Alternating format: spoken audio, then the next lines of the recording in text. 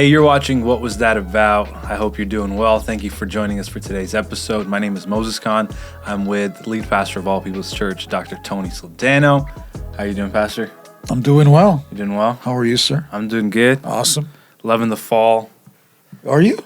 I love fall. Fall's my favorite, for sure. Wow. Okay. For sure. It's the sign that winter is coming. It is. That doesn't bother you. That bothers me. Okay. That bothers me. Well, but like, this weather right now where it's like... You just like waiting. It's nice and it's not uncomfortable. Okay. You're a sweater guy. I'm a sweater guy. Yeah. Bring out your sweaters. Yeah. Love some sweaters. Yeah.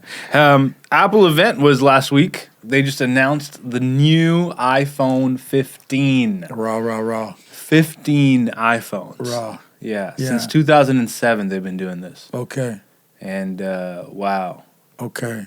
You have an iPhone? I do. What iPhone do you have? 14, I think. 14? Okay. Maybe. Yeah. I've got the 13. Maybe 13 or 14. Yeah. I don't know. One of those. One of those? One of those. Okay. They just announced the iPhone 15 and titanium, all that stuff. And I don't know if you know this, but Apple also has financing now. Wow. They have financing. With interest? With interest. Of course. I think 7%. Wow. Yeah. Wow. So your phone is going to cost more. Yeah. 7.9, I think, is wow. the rate. Really? Yeah. And then we read an interesting statistic. Yes. People are probably wondering, are you guys going to talk about iPhones? Yes, we are. Yes, we are. Mm-hmm. So, yeah, in case you have that in your cart on the Apple website, we're coming after you. Yeah. Today, a little bit. Just a little. Yeah. We read an interesting statistic which said 1 in 5 people think it's worth going in debt to buy the new iPhone 15. Wow. It is worth going into debt to buy the new iPhone 15. So in a day when, gas prices are so high, Mm-hmm. people can't buy groceries, and we know that because of the amount of people that we serve at our food hub. Mm-hmm. We are just one little microcosm of that. Yeah. Rent is high. Yes. Really, everything is high. Yeah. But it's okay to go into debt. Yeah. To get this phone. Absolutely. Wow. What does that say? People are wondering why you guys are going to talk about the iPhone. Really not so much about the iPhone, but more about the psychology of people that are considering purchasing it and making this sort of decision. Yeah. That's a little wacky, man. It is. That's a little... it is. Yeah. That's a little out of line. It is a lot, yeah. But we live in such a consumer world. Like, our world is a consuming world. Right. Consuming culture. Right. And I think that the underlying issue has to do with, our souls and we have unhealthy souls. Right. Which is why we always want to consume the newest and the next best thing as quickly as possible. Right. I think in my experience, and maybe to yours as well, I know people in my life, they always want to be the first to have the latest thing. Right. It doesn't even matter if it's better, how much better is it. No, it's just new, I got to have it. Right. And so we live in this consumer society. I actually watched the Apple event. Okay. And at one point they do this live, and at one point there was close to 3 million people watching at once. Wow. That's amazing, actually, when you think about it, right? Yeah. Tuned into this live event to see what will Apple do now. Yeah. And considering, I was saying off air that, when Steve Jobs was there, he was the innovator, right? The iPad. What was the little music thing that came out? The iPod Shuffle. The iPod Shuffle. Yeah. He was the innovator. Now it's almost like they have the Christmas tree. Mm-hmm. Now it's just like, well, let's put ornaments on the tree. Right. Like they're not innovating, they're modifying. And here becomes the question. People want to go into debt over a phone that is not that much different. Different. Yeah. It's not innovative. The camera, the camera's better. Now they're using material that are, Mother Earth friendly, and that just excites the left-wing liberals, if you will, and gets them because they're going to save the planet by buying iPhones. But is it really that much different? And probably if you have a 13, a 12, even, you're probably not so much out of the ecosystem, but they have created this yearly phenomenon in the minds of people that, as you say, you have to have the latest and greatest because I suppose it's a status symbol. Right. They change the colors a little bit. Yep. Like when you and by the way, I'm a business guy. If I was working for Apple and with my business background, I'd be like, wow, this is phenomenal. That we have this kind of really it's a cult movement. Yeah. Right, when you think about it. To influence that many people around the world. So my business side of me kind of goes like, raw, Right. I guess the spiritual side of me, the leadership side of me that looks at how people behave and how they're influenced is troubled that people are willing. They're 1 out of 5. If you just said to me 1 in 100, I'd have went, okay, 10%. 1 out of 5. Yeah.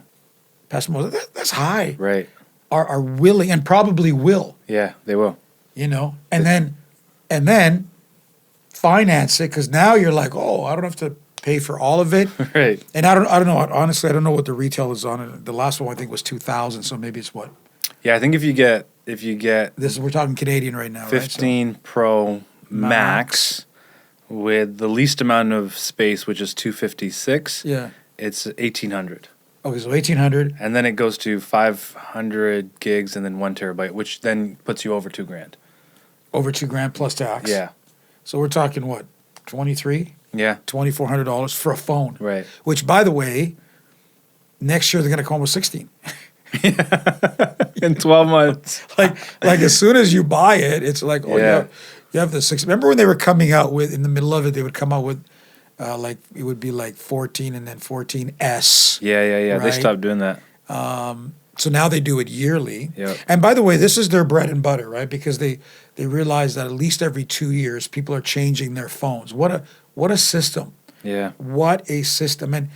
And people always have issues with the church and money, but never corporations. Never. How true is that? Never when it is secular corporations either making money, influencing you this way, and you pouring out all kinds of dollars for them. Now even financing. So by the time you're said and done, right? $2,600. $2,600. And then you can finance it for $100. Does that include taxes? The $2,600. Yeah.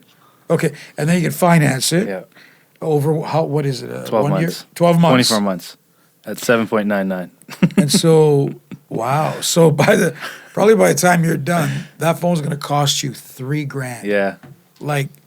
And people are looking at that and going, "Oh yeah, it's worth it." Hey, look, they've done us a favor, right? By helping us to finance it. And so you know what that really means, that Apple knows they are overpriced, and they have figured out how to make money on their overpriced. Yeah. By now becoming like a bank. Right. Right. Where we're going to charge you interest. Exactly. Exactly. They know what they're doing. From a business model, I would say to them, rah. Right. From looking at people's thought process and decision making, what does that say, Pastor Moses, about people that would rather put money into a phone than life essentials? Yeah, because it gives them. I mean, we live in a. It's interesting, right? I think we live in a society where people are so broken, so fragmented, that because they have no internal security, worth, and value, they now have to look for it in possessions. And so internally, I think people are at a deficit. And so to try to make up for that, they grab whatever they can, how much ever it costs them, whether it's clothing, the iPhone, whether it's cars. We know people, who, have cars that they're paying like thousands of dollars a month for. Why? Because they know their soul is at a deficit. And if they don't have value in there, then they'll gravitate to the next best thing that says to them and to other people, oh wow, look at them. Right? Like, so people go, hey, is that a 15? That's right. Yeah, it's a 15. Yes, it is. Let me show you. Let me show you what this thing can do. Are you saving the earth? Let me show you the camera right? And so we do that because I think people are at a deficit in their soul. Right. And which says though that materialism has power. Huge. We're not here to say that it doesn't, Mm-hmm. but it does have an expiry. Yeah, it does expire.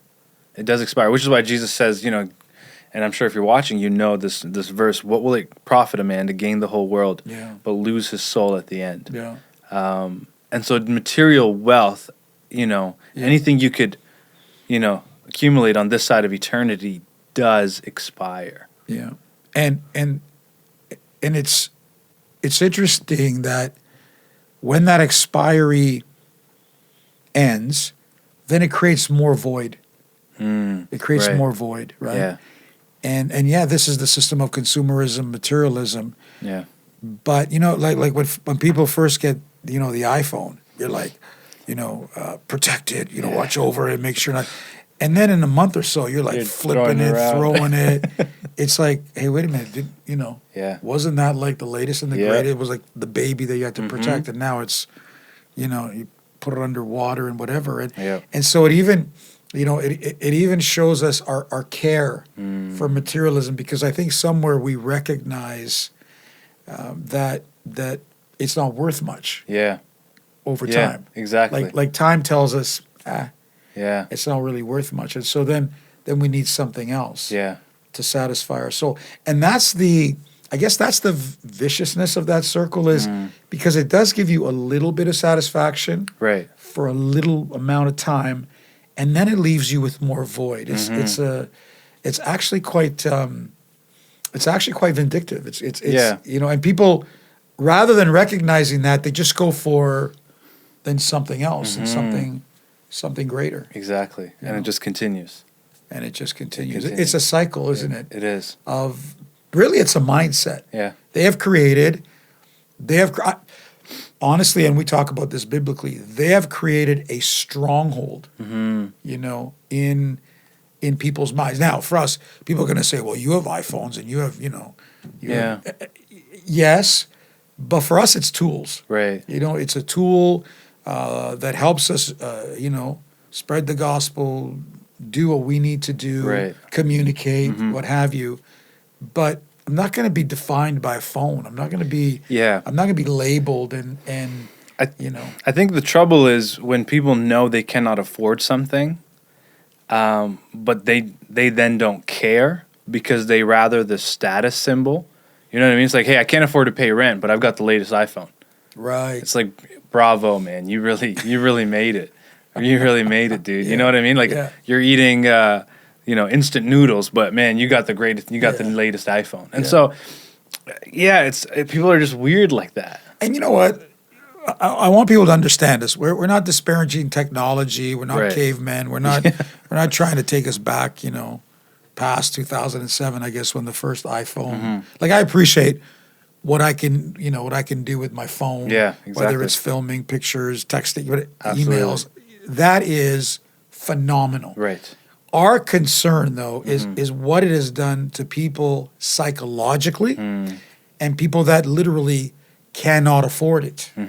That is dangerous. When people are saying, I'm willing to go into debt. Right. I'm willing to pay way more than it's worth because I have to have it. I need to fit in.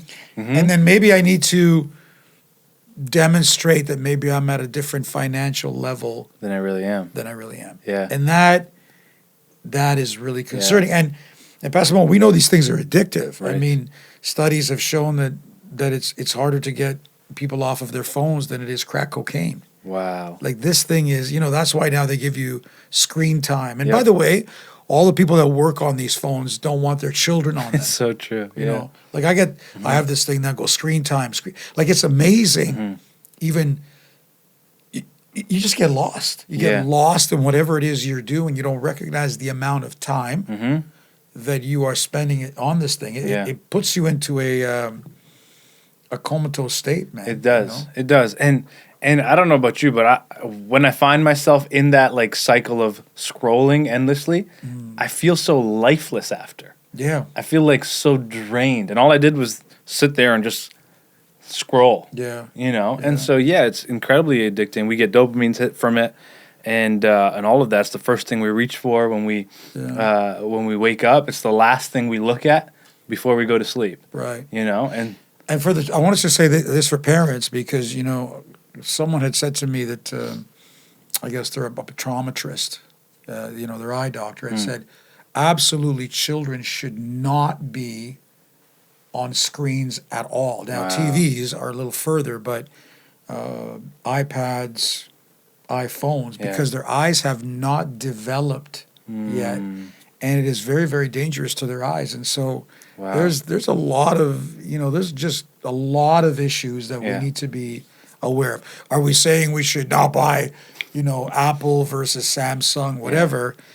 That's not what we're saying. What we're saying in particular is you know, Apple just has a grip on people, doesn't it? Yeah, I think it got to maybe 2.8 something, so close to 3 million people watching at one time to see what Apple would looking do. for the for the latest. Yeah, crazy. I wonder if they were, you know, I wonder if they were disappointed. Like I didn't watch it, but I heard it came out, and so you know me, I'm going to research it on YouTube, and all of a sudden I'm looking at it before I heard anybody talk about it. I'm thinking, no, it was disappointing. Yeah, like okay, what you changed aluminum and colors and okay, a little bit of extra camera. Yeah, it's true. Am I going to get it? Yeah, probably. No.